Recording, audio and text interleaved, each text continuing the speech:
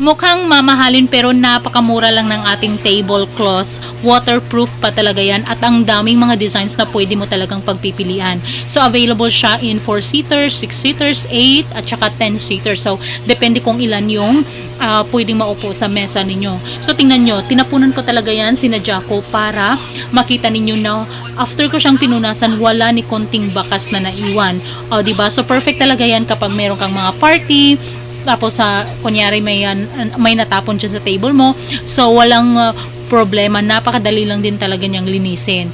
O diba, ang daming magagandang designs na pwede mong pagpipilian at alam nyo ba, kahit mura yan, mukhang mamahalin talaga at yung quality niya hindi basta-basta, hindi siya basta-basta napupunit.